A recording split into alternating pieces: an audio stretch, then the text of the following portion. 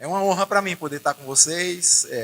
A gente já convive junto praticamente todos os dias lá no Ministério, né, com exceção do sábado e do domingo. E a gente pode ver o desempenho, né, o amor que eles têm por isso. Eu tenho acompanhado esse casal desde quando eu cheguei aqui praticamente. Eu assumi a supervisão das igrejas em Campina e supervisionando a igreja do Cruzeiro e acompanhando já eles desde aquele tempo, o trabalho que era feito aqui na casa.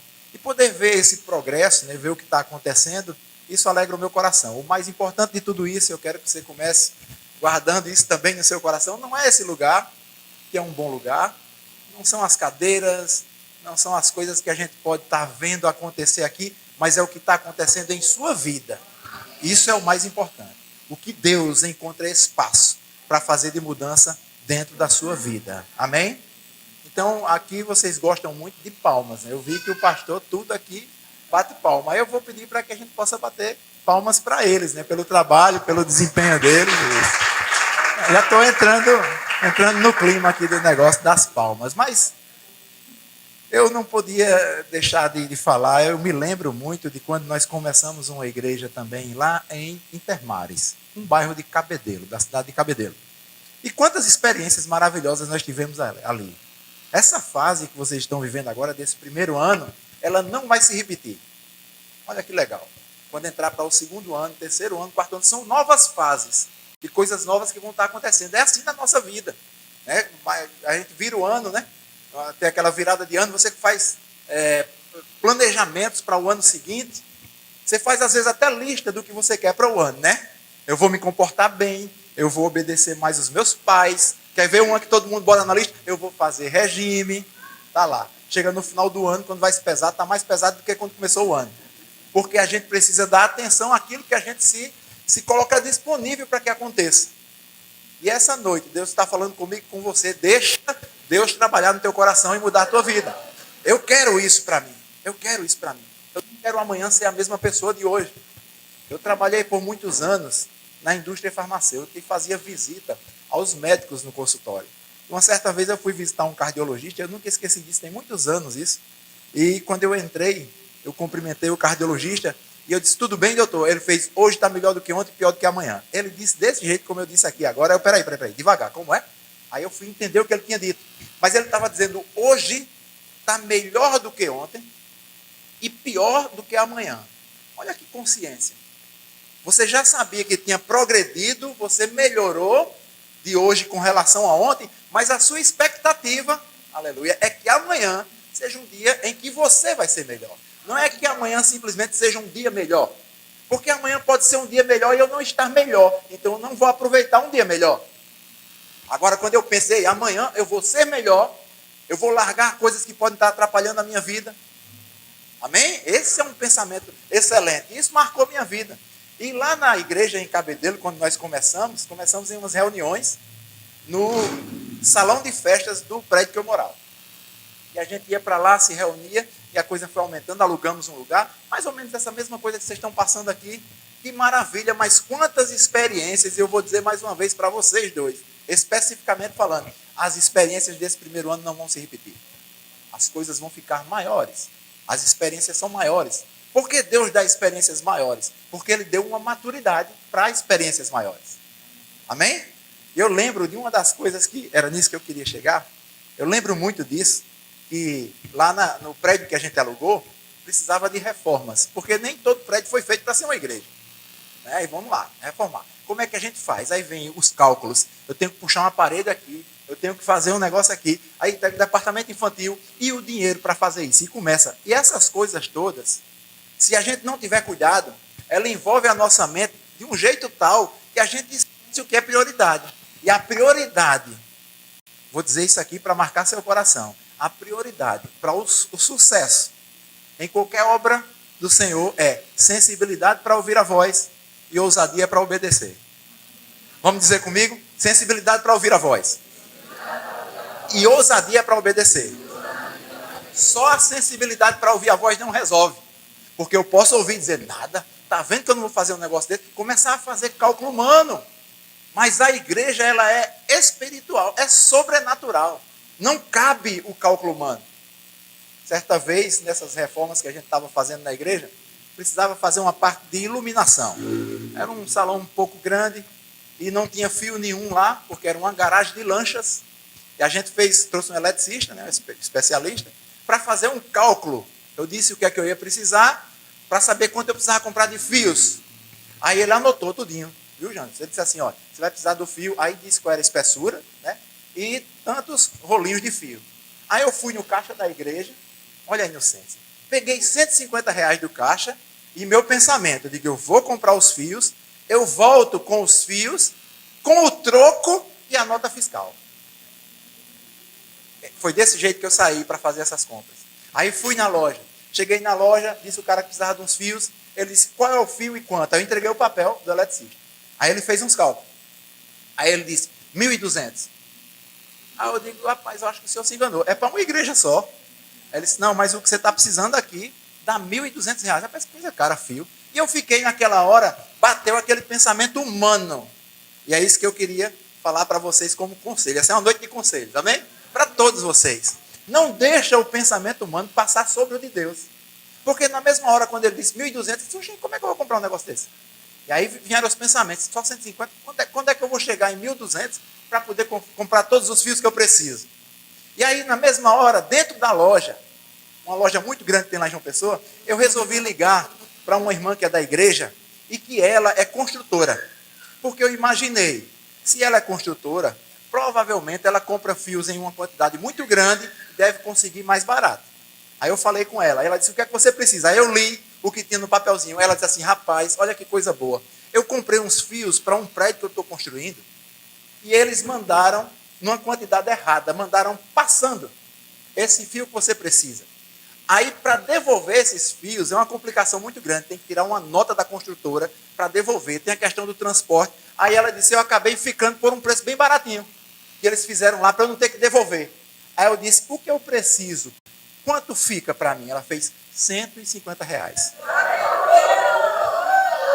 Está vendo essa reação de vocês? Foi a mesma que eu tive. E eu não estou criticando a reação de vocês. É para a gente glorificar mesmo. Rapaz, que coisa boa. Era o dinheiro que eu tinha pego. Rapaz, só pode ser Deus. E dentro da loja, eu caí no erro de dar um grito. E eu disse, Deus é bom. Quem não diria? Numa situação dessa, tu sai com 150, a compra é de 1.200, de repente voltou para 150. A mesma coisa que você precisava. E quando eu disse, Deus é bom, aí Deus falou comigo, ei, eu só sou bom porque deu certo. E aí eu fiquei pensando naquilo. Meu Deus, que consciência é essa que eu preciso ter? Porque às vezes a gente vibra muito quando a coisa dá certo, do jeito que a gente quer. Mas e quando não dá? Ele deixou de ser bom, porque bondade não é um ato de Deus, é a essência de Deus. Ele é a bondade, ele é o amor. Os sentimentos de Deus são diferentes desses que a gente é acostumado. Por exemplo, paz. Qual é a paz que a gente é mais acostumado? Vocês não, eu. É a paz de que quando você tem uma conta para pagar, você consegue pagar e você faz assim, graças a Deus está pago. Aí dá aquela paz, né? Essa paz é real mesmo e ela existe. Essa na Bíblia é chamada paz do mundo. E a Bíblia, Jesus diz assim, ó, minha paz eu dou a vocês, não dou como a do mundo. Ei, então tem outro modelo. Tem a do mundo e tem a de Deus. A paz de Deus, segundo a Bíblia também, diz que excede, ou seja, vai além de tudo quanto eu posso entender. Ou seja, eu não consigo entender esse sentimento em si de paz que parte de Deus. Eu não consigo entender na plenitude esse sentimento de bondade que parte de Deus. Porque a gente enfrenta problemas e diante dos problemas é que a gente vê a nossa qualidade de reação. Eu não sou a pessoa que programa as coisas, mas eu sou exatamente aquela que reage diante das coisas. Já viu isso? Quer um exemplo? Se você dirige quando você está no trânsito, que algum carro faz uma barbeiragem e ele tranca, qual a reação que você tem? Não precisa dizer não. Fica tranquilo. No mínimo, infeliz. Por quê? Porque aquilo ali somos nós de verdade. E o que é que Deus quer? Transformar a nossa vida quando a gente está sozinho. Porque eu sozinho sou exatamente eu. Vocês estão entendendo? Você sozinho é exatamente você. E quando eu começo a ter sensibilidade para ouvir a voz e ter ousadia para obedecer a voz, as coisas começam a ficar diferentes. Porque pode ser que Deus diga assim, é a hora de climatizar essa igreja. Você, peraí, climatizar como? Cadê o dinheiro? Não vai fazer essas contas não. Só diga assim, Deus é bom. Eu já aprendi. Deus é bom. Vai acontecer, queridos. Porque o interesse é dele. Deixa eu te dizer, essa igreja não é dos pastores, não é da igreja sede, essa igreja é de Deus. Então, se tinha um proprietário bom para esse negócio, é Deus, porque tudo vem dele. Tudo começa nele. Amém? Então, esse primeiro conselho que eu quero falar para vocês é esse tipo de conduta, esse tipo de comportamento. O comportamento que vocês tiveram até agora trouxe vocês até aqui. Mas eu vou te dizer uma coisa, não para te desanimar, pelo contrário, para te animar. Daqui para frente, precisa de mais força, mais comportamento, mais sensibilidade para ouvir, mais ousadia para obedecer. Quer ver uma área que a gente tem dificuldade de obedecer? Aliás, a gente não. Eu tinha, graças a Deus, fui curado. Aleluia. Diga comigo, amém, irmão. Que coisa boa, você foi curado. Dinheiro. Como o dinheiro me entravava. Ainda bem que isso não acontece aqui. Quando chegava no momento da igreja, de dízimos e ofertas, muitas vezes para mim, lá antigamente, era desesperador.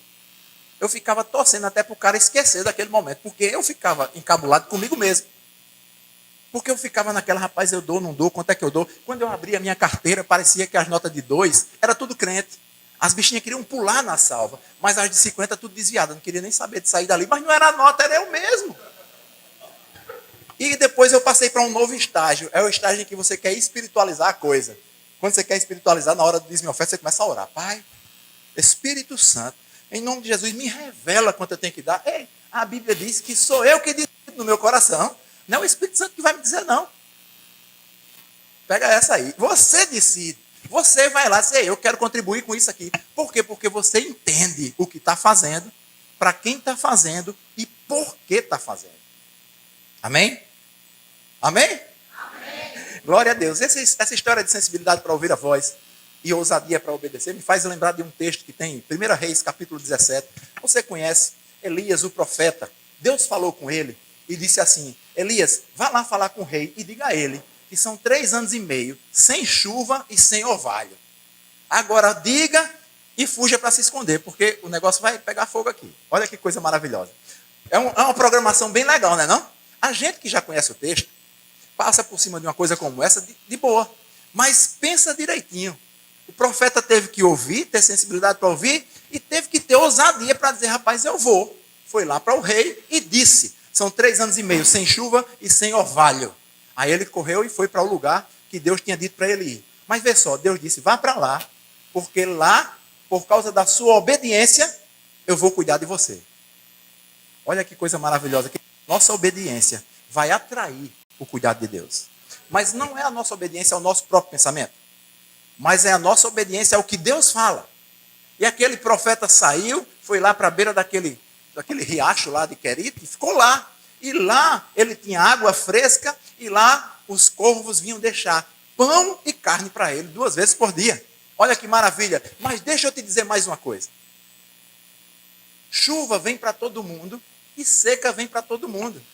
Agora está o profeta lá, desfrutando de tudo isso, mas de repente o riacho seca. Por quê? Porque não tinha parado a chuva? Não parou a chuva só para o rei, não. A chuva parou para todo mundo. A pandemia veio só para os ímpios? Veio para todo mundo. Então o nosso problema não é em si o problema, mas é como eu vou me comportar diante do problema. Meu Deus, a pandemia chegou aí, vai pegar todo mundo e agora vai me pegar. Parece que eu estou vendo, eita, eu vou acabar morrendo. Esse pensamento vai nos levar para um lugar ruim. Mas quando eu tenho confiança e convicção em Deus, o que é que eu digo? Mesmo que, ainda que, lembra lá de Abacuque? Ainda que a figueira não floresça, que os gados não estejam mais no curral, ainda assim eu louvarei o Senhor. Isso é que é uma convicção, e é essa convicção que tem que estar no nosso coração. Nós não dependemos das coisas que nos cercam. Nós dependemos de uma sensibilidade para ouvir a voz e uma ousadia para obedecer. Amém? E agora aquele profeta está lá na beira do rio, que agora não é mais rio, é apenas terra, porque acabou a água. Aí ele podia entrar em desespero e dizer a Deus, mas Deus, como é que você me coloca numa situação dessa? Não, Deus falou com ele novamente, disse, agora vá lá para aquela cidade de Sarepta, tem uma viúva, eu já falei com ela, olha que legal, e ela vai cuidar de você. Foi o que ele fez? Reclamou? Não! Ouviu e obedeceu. Eu não sei o que Deus tem falado tanto com vocês durante esse 1 ano de existência da igreja, mas um conselho eu te dou, se Deus falar, escuta, guarda no teu coração e obedece. Porque essa obediência em fazer aquilo que Deus te pede para fazer, vai te levar para lugares que nem você imagina. Eu sei do que eu estou falando, queridos, porque eu experimentei isso. E agora o profeta sai, vai àquela cidade, chega lá, ele dá uma olhadinha, tem uma viúva, ele fala com ela, diz, olha, a senhora pode trazer água para mim? Está lá, viu? 1 Reis 17, tarefa de casa. Depois vocês vão ler em casa para ver que a história é exatamente essa. Aí ela diz, vou buscar água para você. Aí ele disse, aproveita que você está indo em casa, olha que coisa, e faz um pão para mim. Aí ela disse, profeta, em nome do Deus que nós cremos, eu não tenho nada. Essa foi a primeira resposta dela. Só que depois de dizer eu não tenho nada, aí ela diz assim, eu tenho apenas, ou não tem nada, ou tem alguma coisa. Sabe que lição eu tiro disso? Às vezes pode ser que a gente se ache assim tão pequeno, tão impotente, ao ponto de até pensar, talvez não dizer, mas de até pensar, rapaz, eu não tenho nada, como é que eu posso interferir nisso aqui? Como é que eu posso ajudar isso aqui? Se você acha que a ajuda é só financeira, você está pensando pouco, porque a primeira ajuda não é financeira. A primeira ajuda é oração. Amém? O que te impede de orar? Faça isso. Não que você não deixe de fazer a segunda, claro, mas ora. Ora para ver acontecer. Porque às vezes a igreja fica um lugar tão agradável, como está esse lugar aqui, tão confortável, que a gente vem. Isso aconteceu comigo por um tempo lá atrás também. Eu gosto de falar dos meus erros, porque eu tenho mais convicção do que falar do erro dos outros. Aí sentava, achava bom demais, ouvia uma boa palavra, um lugar muito bom, voltava para casa, que maravilha. Mas não é só isso.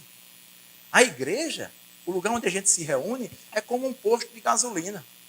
Que você leva seu carro lá, bota combustível, mas eu nunca vi ninguém encher o tanque e ficar no posto. Você sai para gastar fora. Não é assim? Venha para cá com esse pensamento. Ei, aqui eu vou abastecer. Eu vou me abastecer e vou gastar lá fora. Porque tem muita coisa para a gente fazer, queridos. Muita coisa para a gente fazer. E aquela mulher que tinha dito, eu não tenho nada, mas daqui a pouco já diz, a única coisa que eu tenho é a única coisa que parecia não ser nada. Era aquilo que era necessário para fazer mudar todo o quadro da vida dela. E ela tinha um plano. Ela diz no texto qual era o plano dela. Na verdade, profeta, o meu plano era fazer um pão, comer com meu filho, sentar aqui no meio fio e ficar esperando a morte chegar. Com a boca escancarada, cheia de dentes, esperando a morte chegar. Quem é da minha idade para lá já sabe que música era essa. Então ela disse isso, eu quero ficar aqui sentada com meu filho esperando a morte. E ele disse, não, faça o pão, dê para mim e veja o que é que Deus vai fazer. Eu acho que aquela viúva deve ter lembrado, eita, Deus tinha falado comigo mesmo, porque Deus disse lá atrás que já ia falar com a viúva que ele ia chegar. Não foi coisa aleatória, não. Deus deixa tudo encaixado como se fosse um quebra-cabeça, que todas as peças estão no lugar certo e não falta nenhuma peça. Essa igreja é parte desse quebra-cabeça, se eu posso usar esse termo, que Deus está encaixando peças. Você é uma peça dessa. Tem um canto que é só seu. Tem coisas que, nesse tempo, só você vai fazer. Então não espera, não deixa, vamos ver se vai acontecer. Não, se movimenta. Como é que eu começo essa história, Aguinaldo? Vou te dizer, ore. Cria em oração aquilo que você quer ver acontecer. Às vezes a gente pode entrar num sistema tal que a gente cobra do pastor aquilo que tem que acontecer. Eu sei que isso não acontece aqui, claro. Mas a gente não está interferindo em nada para fazer aquilo. A gente não tem se envolvido em nada. Lá na nossa igreja Intermares, eu digo nossa igreja porque eu estava pastoreando, mas não é nossa, é de Deus. Amém? E naquele tempo eu gostava muito de lavar a igreja. E a gente marcava o dia. A gente chamava de Operação Lava Jato. Foi naquela época que estava tendo aquelas operações Lava Jato da Polícia Federal. E a gente ia todo mundo. E levava um jato para poder o nome ficar digno do que a gente estava falando. E todo vassoura. E a gente fazia isso junto. E um da igreja, que sabia cozinhar, ele ia para um canto à parte fazer o almoço. A gente passava a manhã todinha e era divertido. Final do dia, acabava lá no final da tarde, todo mundo muito cansado. Mas que bênção era e como aquilo gerava comunhão. Uma coisa que parece ser tão simples. Mas todos iam. Era tanta gente que a minha esposa ficava sem saber como comandar direito aquele mundo de gente. Daqui a pouco tinha gente brincando ali, o outro já pegava a mangueira, em vez de lavar aqui, já dava um banho outro. Era bom demais aquilo. Aquilo funcionava lá. Não estou dizendo que vai funcionar aqui, não. Pode ser que o cara aqui seja meio abusado, dê um banho, ele diz, eu vou embora daqui, né? Mas lá funcionava. A gente conseguiu descobrir algumas coisas que eram boas lá e que gerava comunhão. Mas tudo isso acaba sendo, vou dizer mais uma vez, o resultado de sensibilidade para ouvir a voz e ousadia para obedecer. Queridos, os tempos verbais, quando a gente estudava gramática no colégio, era futuro, presente e o passado. A igreja também é da mesma forma. Agora, deixa eu te dizer, O passado, essa é uma grande revelação. O passado já passou, claro. Se é passado, já passou. Mas já passou, eu quero dizer, você não pode fazer mais nada por ele. E o futuro é o resultado do seu presente. Olha que coisa. O que você quer para o seu dia de amanhã, você constrói hoje. O que vocês desejam para essa igreja, para amanhã, começa a ser construído hoje. O que você deseja para a sua vida de comunhão com Deus amanhã, eu digo amanhã não é necessariamente amanhã, domingo não. É amanhã, o futuro. Vai ser construído com o dia de hoje. E o dia de hoje não acabou. E eu vou te dizer uma coisa, quem sabe se não é ainda hoje, que algumas pessoas precisam chegar em casa, ligar para alguém que está brigado ou intrigado e dizer, ei, não é isso que Deus quer para a minha vida. Olha que crescimento, olha que mudança uma atitude como essa pode provocar na nossa vida. Apenas por uma iniciativa. Eu estou aqui falando para vocês, creio que coisas que Deus quer para essa noite, então seja sensível para ouvir. E melhor ainda, seja ousado para obedecer. Nós precisamos romper algumas coisas que podem ser empecilho na nossa vida. A gente, às vezes, quando tem um problema e reconhece o problema, mas vai ter que reconhecer que é meu mesmo, fui eu quem provoquei, é mais fácil eu condenar alguém. E isso não é novo não, viu? Porque isso começou lá no Éden, no jardim. Quando a mulher pegou o fruto, deu a Adão. Adão, eu ia dizer abestalhado, mas não vou dizer isso aqui. Pegou, comeu o fruto. Aí agora o pecado entrou na humanidade. Aí Deus aparece. Como vinha no mesmo horário. Rapaz, o que foi que aconteceu aqui? Aí vai falar com quem? Vai falar com Adão. Aí Adão diz assim, também Deus, a mulher que você me arrumou, olha como é fácil. Já arrumou duas desculpas. Condenou Deus e condenou a mulher. Aí Deus vai falar com a mulher. Quando vai falar com a mulher, ela diz, foi a serpente que fez minha cabeça. Aí depois Deus vai falar com a serpente. A serpente não tinha mais o que dizer. E era o papel dela. Eu acho que ela deve ter dito assim, eu fiz meu papel. Eu estou aqui para isso. Ei, não deixa o diabo dizer sobre a minha vida, eu também não quero deixar, e você também não deve deixar. Eu estou aqui para isso, está funcionando aí o que eu quero fazer na vida dele. Não, de forma nenhuma. Não arruma essa desculpa, nós somos comandados por Deus, por aquilo que Deus tem programado para a nossa vida. Amém? Eu quero que você abra a sua Bíblia comigo em um texto, para depois vocês não ficarem dizendo, o pastor esteve aqui, falou um bocado, mas não teve coragem de abrir a Bíblia para ler um texto. Marcos capítulo 2.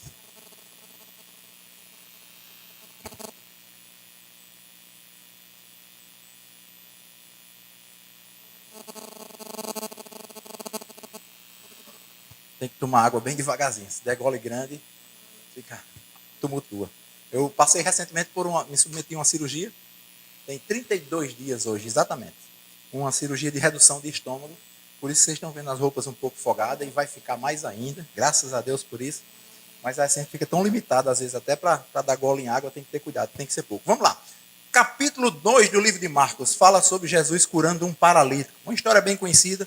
E diz assim, poucos dias depois, tendo Jesus entrado novamente em Cafarnaum, o povo ouviu falar que ele estava em casa. Então, muita gente se reuniu ali. De forma que não havia lugar nem junto à porta. E ele pregava a palavra. Vieram alguns homens trazendo um paralítico carregado por 4 deles. Presta bem atenção, eu vou ler de novo. Vieram alguns homens trazendo um paralítico que era carregado por 4 desses homens. Amém? Vamos continuar.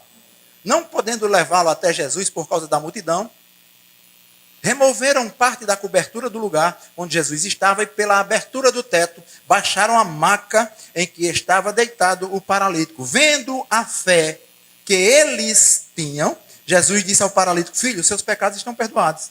Estavam sentados ali alguns mestres da lei, raciocinando em seu íntimo.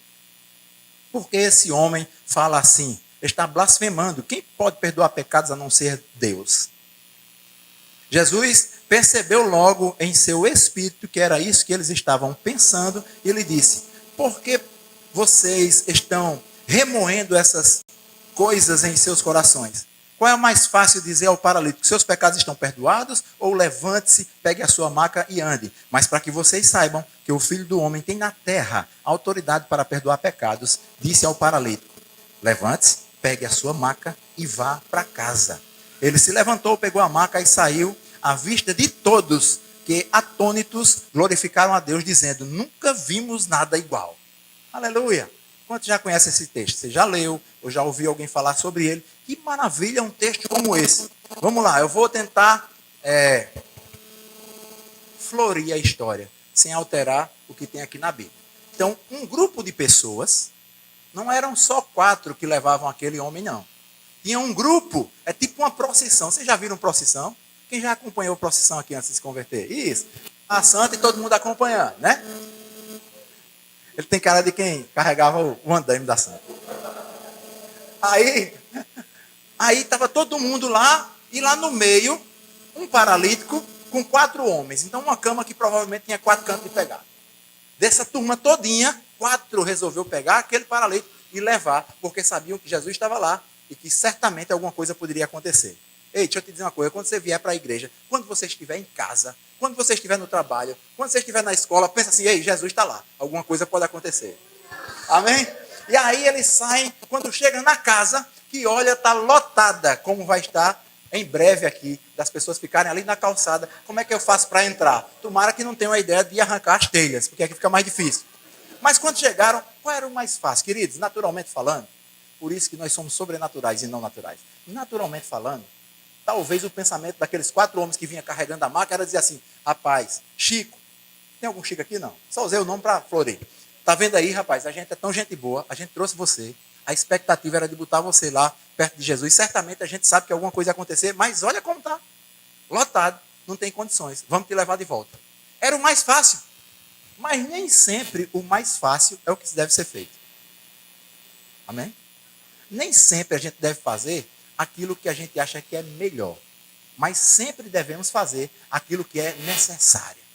Há uma diferença entre o melhor e o necessário. Amém? Paulo, quando escreve a carta aos Filipenses, no capítulo 1, ele fala sobre a sensação que ele tem. E ele diz assim, rapaz, se eu morrer é bom demais, porque eu sei para onde eu vou. Agora, se eu permanecer vivo, é em razão de vocês, de estar pregando aqui. Ele disse, eu não sei o que escolher. Olha que consciência de eternidade Paulo tinha, que ele chega a dizer, eu não sei o que escolher. Porque ele disse assim, ir para o Senhor é melhor, mas ficar para cuidar de vocês é o necessário. Você está vendo que existe uma diferença entre o melhor e o necessário? E agora aqueles homens com aquele paralítico disseram, não, a gente tem um objetivo e vai até o fim. Vou dizer de novo, a gente tem um objetivo e vai até o fim. Não deixe nada parar vocês. Ah, mas o pastor passou e não falou comigo. E eu sei que isso não acontece aqui, mas vai que acontece no outro canto. Ei, o que é que tem? Fala com ele. Ah, mas ninguém me abraça na igreja. Quantos abraços você está dando? Nenhum. Se eu não dou nenhum, isso é plantar e colher. Tem que plantar da mesma espécie para colher do mesmo. Quer ser abraçado? Abraça. Olha como é fácil. Ah, eu vou parar por causa disso. Não, não deixe parar não. Aqueles homens não pararam. Pegaram o paralítico e disseram, tive uma ideia. Que ideia do céu foi essa? Porque a gente já sabe da história. Mas, queridos, pensa no paralítico. Estava lá naquela maca e os caras disseram assim, rapaz, a gente vai tirar o telhado e botar você por cima. Olha, se eu fosse o paralítico, eu ia pensar assim, rapaz, o negócio aqui já está ruim nas pernas. Imagina agora se eu cair e quebrar o pescoço. Mas não fizeram, foram lá, afastaram a telha e trouxeram. E o cara desceu exatamente na frente de Jesus. E olha que coisa, todo mundo parou. Eu imagino o momento como ficou. Porque tinha pessoas de todo jeito ali, cada um que pensasse uma coisa diferente da do outro. E aí Jesus olha, naquele momento de silêncio, e ele diz assim, seus pecados estão perdoados. Não era essa a frase que o pessoal queria ouvir. O pessoal estava pensando, quero ver agora se esse homem tem poder mesmo. Vamos lá, vamos ver o que ele vai fazer. Mas ele queria apenas dizer. Aí ele percebe no coração, Jesus percebe e diz assim, qual é mais fácil dizer a esse homem, seus pecados são perdoados, ou levante, pegue sua maca e vá para casa. Para que vocês saibam que o Filho do Homem tem na terra poder para perdoar pecados. Ele estava querendo dizer, para que vocês entendam uma coisa maior, eu vou fazer uma menor. Levante-se, pegue sua cama e vá para casa. O cara se levantou, foi para casa, todo mundo ficou abestalhado por causa dessa parte. Mas a mais importante era perdão de pecados. A igreja, o que tem de mais importante, até mesmo do que paralítico chegar aqui e ser curado, é perdão de pecados. É o reconhecimento que na cruz do Calvário, Jesus morreu por mim e por você. E esse reconhecimento não para no dia que a gente se converte. Ah, eu reconheci, levantei a mão, aceitei Jesus, acabou-se. Não, todos os dias nós precisamos acordar e eu aconselho a você que essa seja uma das primeiras coisas a você pensar. Pai, muito obrigado. por enviar Jesus e morrer pelos meus pecados. Porque agora eu tenho um livre acesso. Amém? Considera isso. O que é que eu quero dizer com toda essa história desse paralítico? Se você prestar atenção e se você fez a imagem na sua cabeça, dá para você perceber. Lá na procissão, tinha muita gente envolvida, mas só 4 pegaram na maca. Fez, se o pastor fizer uma programação de evangelismo para o bairro, provavelmente nem todo mundo vai se envolver. Talvez por tarefas ou outras razões. Mas não deixa essa proporção ser grande demais, não. Tem muita gente e só 4 pegar na maca. A maca e aquele paralítico significa as pessoas que estão perdidas. Todos nós temos que participar disso. Porque se tem uma coisa que nós já fomos chamados, é para isso. As outras coisas vêm depois. Mas esse é o primeiro plano. Então vê só. Uma procissão, 4 envolvidos pegando, aquele enfermo chega numa casa com todo tipo de gente, pessoas criticando Jesus, outros pensando quem ele está pensando que é, para estar dizendo que perdoa pecado, só quem pode fazer isso é Deus, fazendo julgamentos, avaliações. Por que eu estou dizendo tudo isso? Porque na igreja tem vaga para tudo isso também. Na igreja tem vaga para ser só um acompanhante de procissão. Desculpa eu estar usando com frequência esse termo procissão, não tenho nada contra os católicos, mas só para você poder entender. Tem vaga para ficar só sendo acompanhante de procissão? Tem vaga para pegar em maca dos perdidos? Tem vaga para ficar dentro só criticando o que acontece ou o que deixa de acontecer? Essa é a turma do, para que isso? Para que isso? Amém? Hoje é uma noite de conselhos. Deus está mexendo vocês porque essa fase do primeiro ano acabou. Agora vem o segundo ano. Isso é como idade cronológica mesmo, de maturidade, né? Quando eu tinha 5 anos de idade, eu fazia umas besteiras que eu não fazia com 10, não fazia com 15, e assim vai, né? Aí você encontra uma pessoa de 20 anos fazendo besteira de quem tinha 5. Aí você diz, meu amigo, você é um retardado. Esse é o nome que leva quem tem uma idade cronológica e está agindo como criança. Então esse primeiro ano acabou. Agora vocês estão entrando numa nova etapa, um novo ponto de maturidade. E não cabe esse retrocesso, vou tirar o retardo, esse retrocesso de agir como a gente agia. São ciclos que se fecham. A nossa vida é feita de ciclos. E eu tenho que entender a hora que um ciclo fecha. Porque quando ele fecha é sinal de que um novo está abrindo. E para eu entrar no que abriu, eu tenho que fechar o que estava nele. Vocês estão entendendo?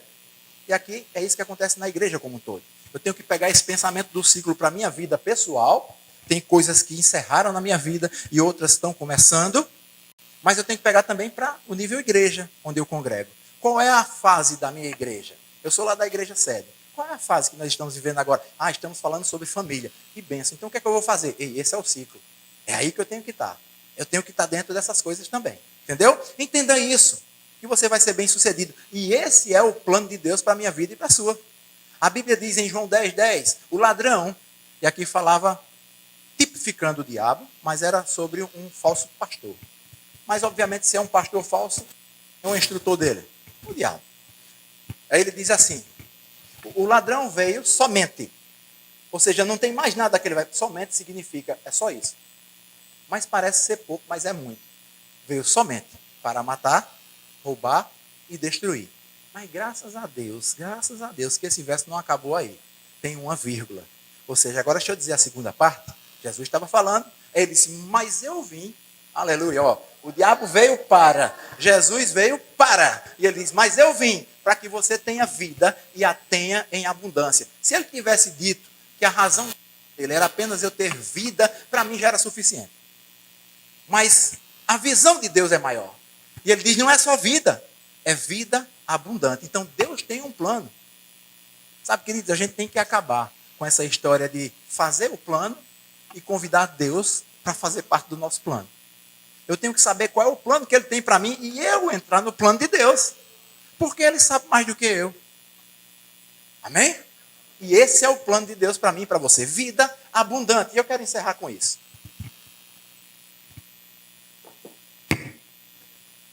Eita, glória a Deus.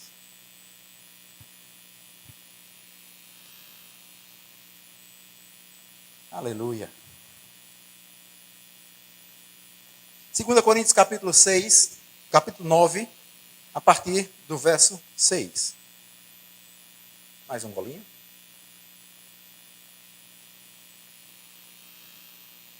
Diz assim a palavra de Deus.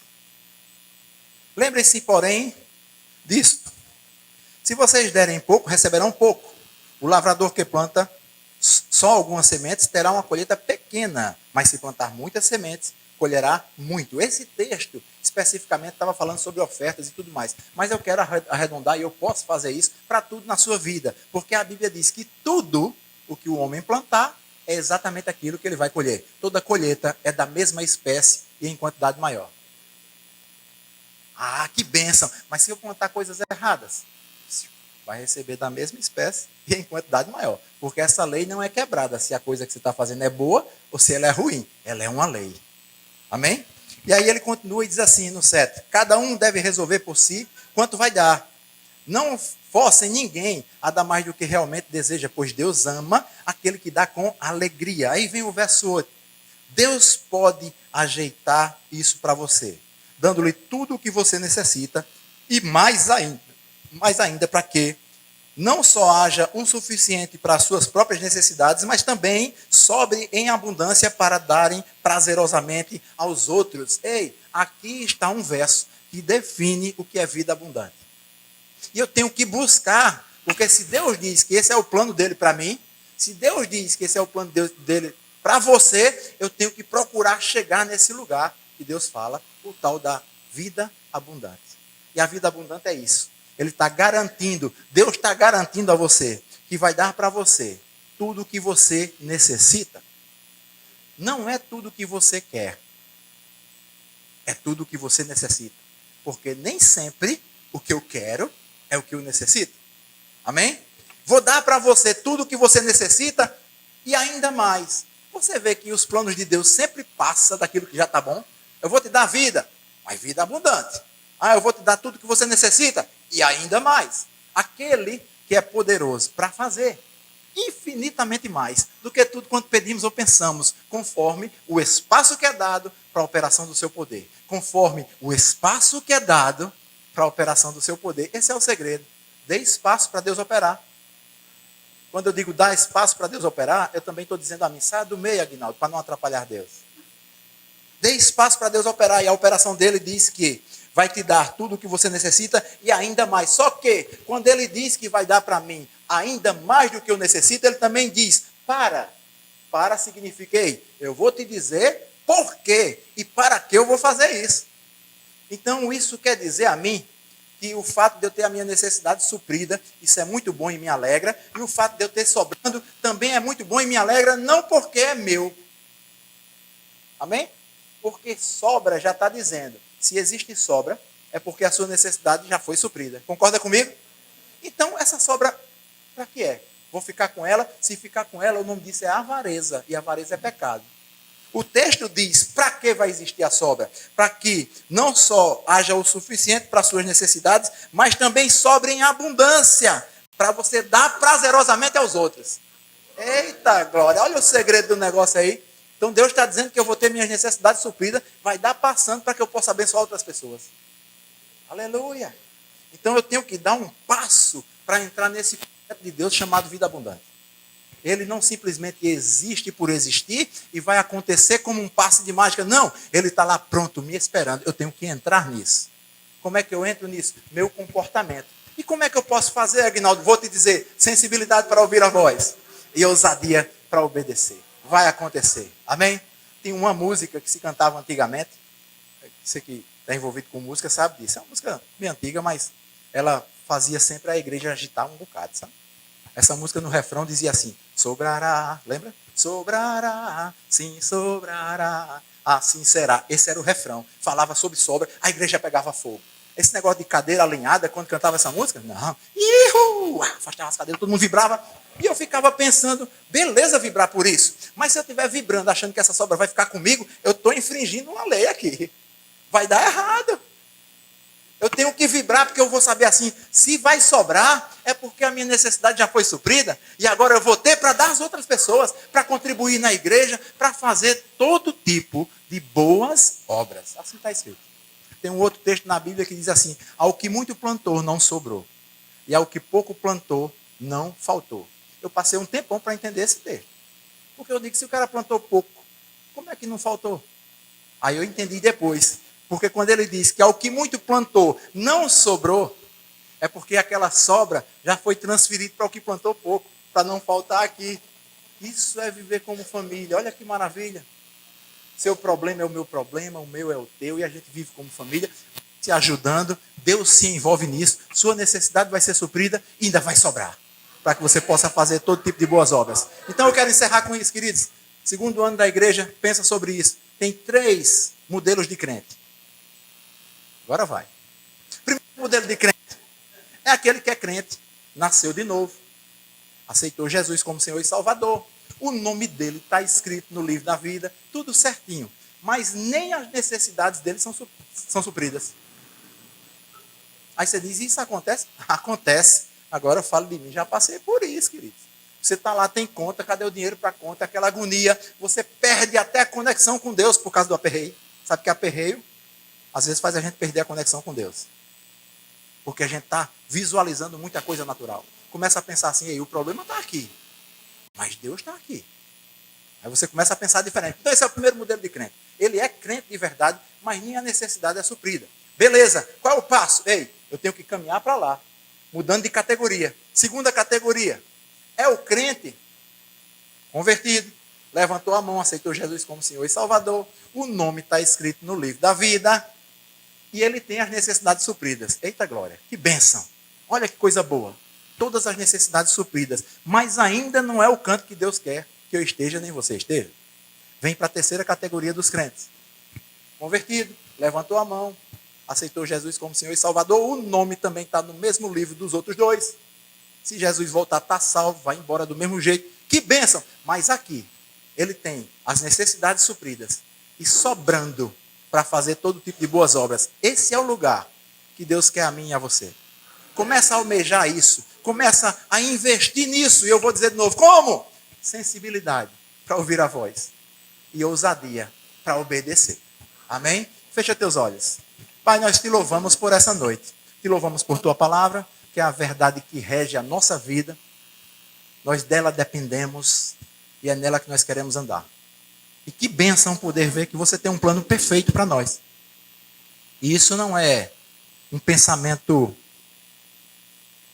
de prosperidade desgovernada. É um plano seu. Vida abundante, você que disse.